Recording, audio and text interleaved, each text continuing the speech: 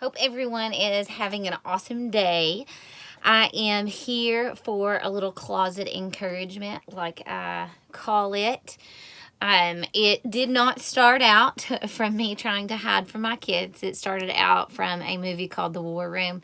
So I really encourage any of you all to check that out. And this time that we've had with the COVID impact and how a lot of us have to be mentally strong, I really started working on myself to make sure that I'm being mentally strong and, focusing on priorities or focusing on the good things and counting my blessings and preparing for when it's over. So, my mind is going into all of this survival mode and just focusing on my house and what to do and how to grow from that, because my life changed a little bit with the quarantining. I had to start teaching the kids instead of them going to school. So our business became a little different. And so just a lot of things changed, and a lot of things have changed for a lot of people. Their work may have become faster paced, or their work might have changed.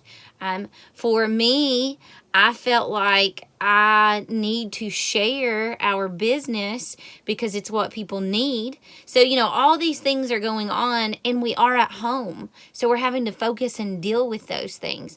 And I was already in a book that talked about struggling in life, and you might have something that is really, really long, overbearing struggle.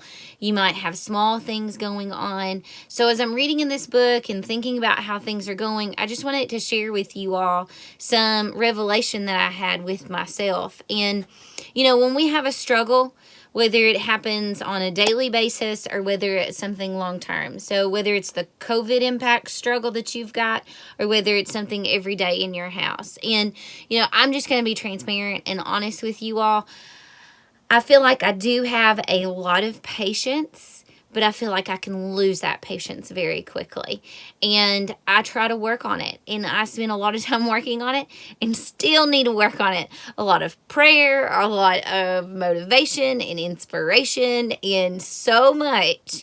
And, putting my words on paper and things like that. And I still have to work on it. I still sometimes look back and lay my head down at night and think, what kind of mother was I today? Because I think I kind of sucked at it. What kind of business leader was I today? I think I kind of sucked at it. So I can do better. And that's what I try to think about. And so that's what I'm focusing on, is just how to do better at what we've got going on and the struggles that we've got going on. So I looked at what they were and thought about how I reacted to it. And first thing that I do with losing patience with the struggle is I usually get mad about something.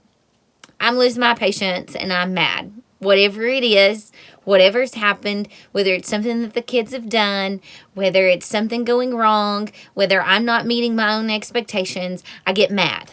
I get mad. Just plain and simple, I get mad.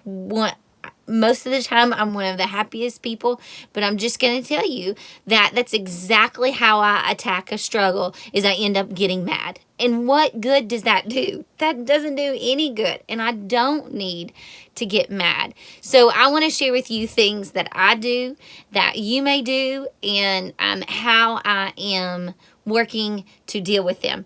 So one is I get mad about something, either frustrated with it, get bitter about it, hold on to it in my mind and just brew and just being frustrated with it.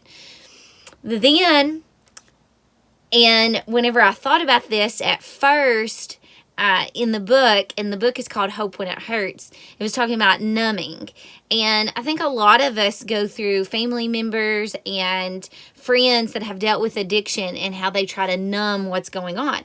Well, when I first read it, I actually just took it as, I'm just trying to numb the feeling. I'm just trying to avoid it. Like, let me put it away and pretend that I didn't get mad and, pretend that I didn't just lose it on my kids. Let me just put it away.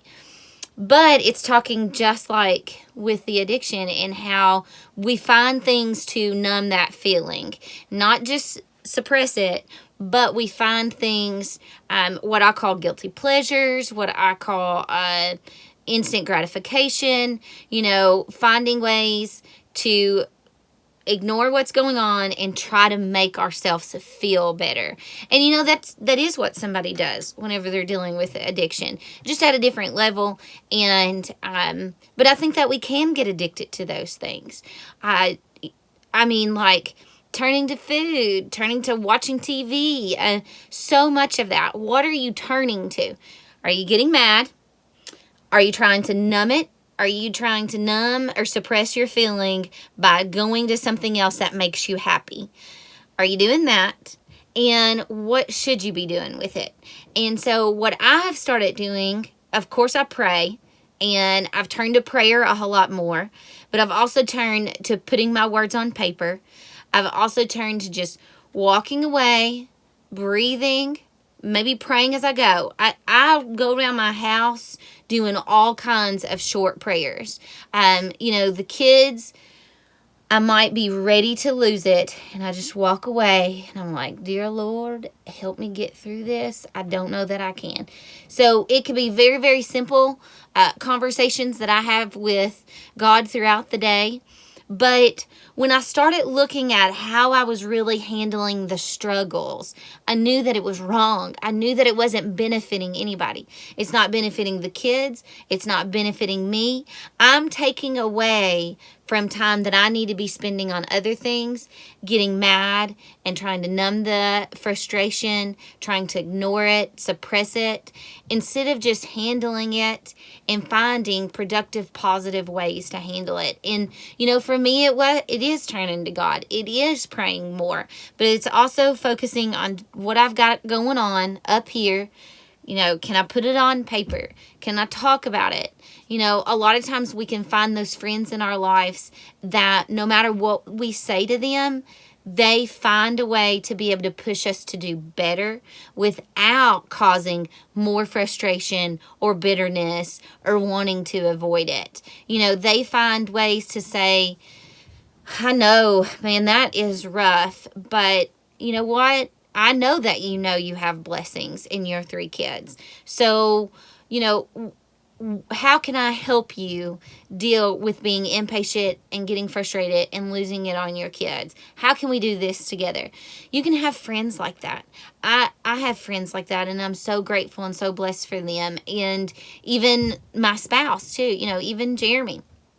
So I started looking at how I was dealing with all those things, and I started looking into a little bit more of my view and how I am avoiding depending on God. Like not things necessarily to numb or to turn away from God, but I was getting in my own way with it too. And some of you, I hope, can relate to this. So I had a very short-term view, and my short-term view was that instant gratification. How can I feel better about this instead of just working on it?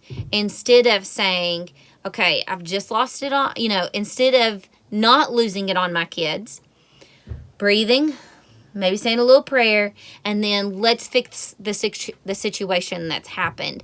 Short term, I want to get mad and I want to throw a fit and I lose it. And not that our kids shouldn't have discipline and respect for us, but what is anybody really gaining out of these things?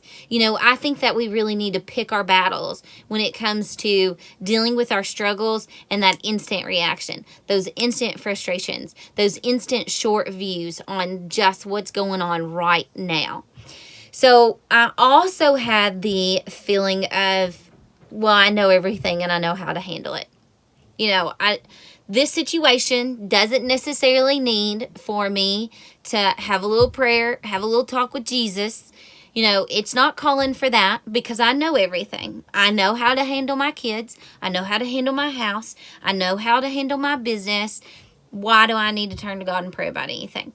And so much of that time sometimes is having those talks with Him that He is the one helping us become better and not having to turn to instant gratification, to numbing the feelings, to being frustrated. So we don't know all. And, we do know a lot. We do know how to do things. But we also know that sometimes just turning to that faith, turning to the Word can give us so, so much more. And, that's also what we try to put in front of us. These walls that we put up in front of just turning to God. That short term, this is going to fix it right now. I don't need to have a little talk with Jesus. I know how to do everything, so I don't need to talk to him. Then we want him to be there for us, but how much are we even putting ourselves into the Bible? How much time are we even spending with the Word? Are we looking for Scripture to go near and dear to our heart and to be our support? Are we doing that? And another thing is, we believe that he can do things for us. I believe that I can turn to him and pray and talk to him, but am I giving it all to him and realizing that he's going to answer it? It's just going to be on his terms and not mine. And, sometimes that stops us from turning it over to him because we want control of our situation. We want to handle everything. It's hard to have faith and to have hope that everything is going to turn out. That's hard. That's hard to turn it all over to him. But the more I put myself in his word, the more that I talk to him, and the more that I try to turn it over to him, the better things go, the better things turn out. It's worth it, but we got to get out of our own way.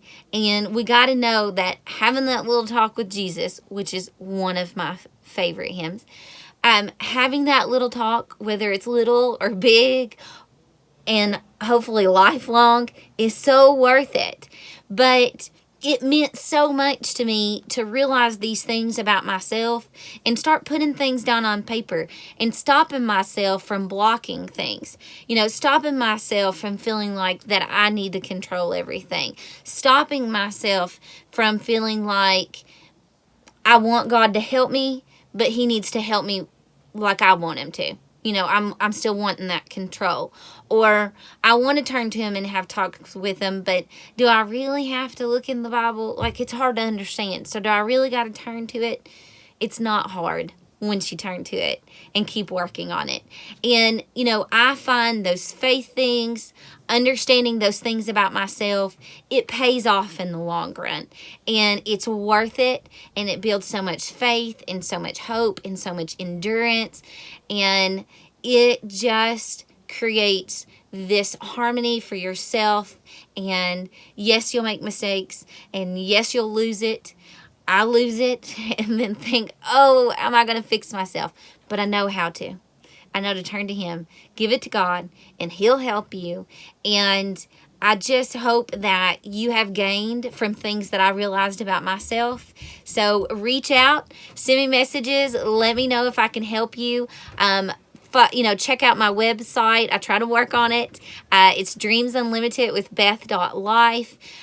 We are all here for each other, and I would love to be a support and to be a great influence in your life because others have for me, and so has him.